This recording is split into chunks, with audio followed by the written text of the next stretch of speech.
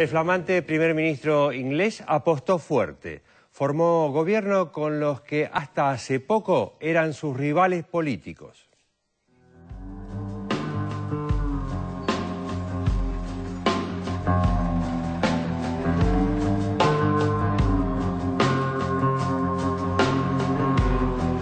Calificado por algunos como un político renovador y por otros como la continuación del más rancio thatcherismo, pero con nuevo rostro, David Cameron asumió como nuevo primer ministro de Gran Bretaña luego de 13 años de gobierno laborista. Pero su llegada al 10 de Downing Street fue precedida por una intensa ronda de negociaciones con su rival del Partido Liberal Demócrata, Nick Clegg, que resultó tercero en los comicios luego del Partido Laborista del saliente Gordon Brown. Finalmente, hubo un acuerdo de mutua convivencia y ambas fuerzas lograron una coalición que presidirá los destinos del Reino Unido, un tipo de alianza que no se veía desde hace más de 60 años. This is the first coalition government in Britain for 65 years. It will be an administration united behind three key principles: freedom, fairness, and responsibility. And it will be an administration united behind one key purpose, and that is to give our country the strong and stable and determined leadership that we need for the long term. Los Tories, o conservadores, fueron los más votados en las elecciones, por lo que obtuvieron 307 diputados, lejos de los 326 que exige la mayoría absoluta. Al sumarse los liberales, el nuevo gobierno tendrá una cómoda mayoría con 364 legisladores. Un entendimiento que no pudo alcanzar el ahora ex primer ministro Gordon Brown, lo que precipitó su salida del gobierno. Clegg tendrá rango de viceprimer ministro. El acuerdo arrastró concesiones, como algunos aplazamientos de parte de los conservadores en materia impositiva y la puesta en marcha de reformas al sistema electoral, incluyendo la proporcionalidad que permite una distribución más equitativa en el Parlamento. Tanto él como su nuevo socio político reconocieron que la tarea de la coalición no será fácil y que deberá sortear todo tipo de desafíos. This is a government that will last. Not because of a list of policies, important though they are, not because it will be easy. There will be bumps and scrapes along the way. We are different parties and we have different ideas. This is a government that will last despite those differences, because we are united by a common purpose for the job we want to do together in the next 5 years. Our ambition is simple and yet profound. Our ambition is to put real power and opportunity into the hands of people, families and communities to change their lives and our country for the better. Es que las diferencias entre ambos partidos ciertamente no son menores. Desde las políticas impositivas hasta las migratorias, así como las relativas a las armas nucleares. Y como el resto de los países europeos en este periodo de aguda crisis financiera y económica, comenzarán con un ajuste que se propone recortar nada menos que 6.000 millones de libras, es decir, alrededor de 9.000 millones de dólares del gasto público para el presente año. Además de su habilidad como negociador, David Cameron ya había mostrado su perfil renovador. Logró refrescar la agenda Tory, que se centraba principalmente en impuestos e inmigración, introduciendo temas como el medio ambiente y las minorías sociales. El nuevo habitante del 10 de Downing Street tiene 43 años, un año menos que la edad que tenía Tony Blair cuando asumió el cargo en 1997, lo que lo convierte en el más joven de los últimos 2 siglos.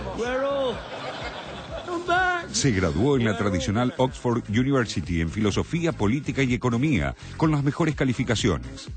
Aristocrático y conservador desde la cuna, desciende del rey Guillermo IV, lo que lo convierte en pariente lejano de la reina Isabel II. Su familia paterna, además, estuvo siempre íntimamente ligada al mundo de las finanzas y a la bolsa. Muy joven, en 1991, colaboró con el entonces primer ministro John Major en la preparación de sus informes semanales en la Cámara de los Comunes. En 1997 se presentó por primera vez como candidato al Parlamento y en 2001 fue electo representante del distrito de Witney, Oxfordshire. En su segundo año como parlamentario Fue promovido a miembro de la primera bancada de la oposición, llegando a ser el jefe de campaña de su partido en las elecciones de 2005. En los debates televisivos de la reciente campaña, se lo vio moderado e incluso realizó una defensa tímida de la salud pública. En esa línea más blanda se inscriben también su apoyo sin entusiasmo a la guerra de Irak o su tibio escepticismo con respecto al rumbo de Europa. Pese a su filiación política, el referente de Cameron fue Tony Blair por su estilo carismático, algo que el nuevo primer ministro intenta desplegar en cada presentación pública. Sus colegas de partido, de rancio linaje británico, no ven con buenos ojos sus intentos de ayornar la agenda conservadora. Pero su llegada al poder acalló por el momento esas críticas. Su tarea, de todos modos, no será fácil. A la flamante alianza política que encabeza con los liberaldemócratas de Nick Clegg, le espera durante los próximos 5 años una misión prioritaria: sacar a la economía británica de la peor recesión desde la Segunda Guerra Mundial.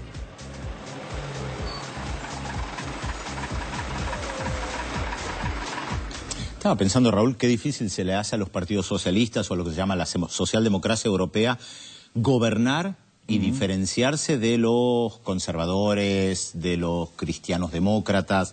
Podemos ver lo que pasó en España, lo que está pasando en Portugal con las medidas que toman, con Grecia, en el propio Reino Unido. La dirigente socialista Martine Aubry, esta semana en una entrevista al diario El País, criticó al movimiento de capitales especulativos, pero cuando el Partido Socialista estuvo en el poder en Francia, no los tocó, no tocan los bancos. Se les hace muy difícil diferenciarse. Exactamente, no han logrado diferenciarse justamente y aplicar políticas contrarias. Fíjate el fracaso de Gran Bretaña y o el Reino Unido, con una diferenciación. El Reino Unido no está en la zona euro, recordemos que mantuvo la libra esterlina, con lo cual le podría haber, en estas condiciones actuales parece ser una ventaja esto, porque le da otras herramientas. Y sin embargo, está sufriendo las mismas consecuencias o las peores consecuencias de la crisis que está afectando a toda Europa. Y yo diría que el Reino Unido está entre los países más afectados por la tasa de desempleo, por lo que significa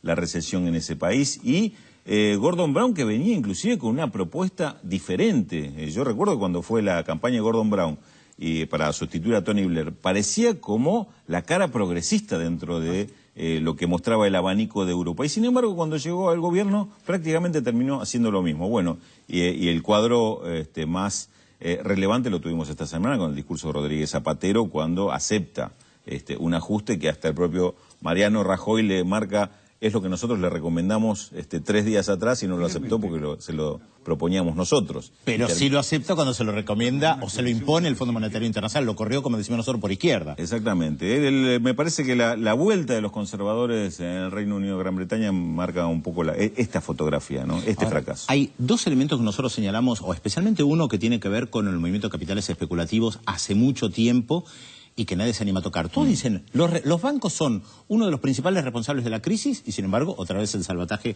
a los bancos.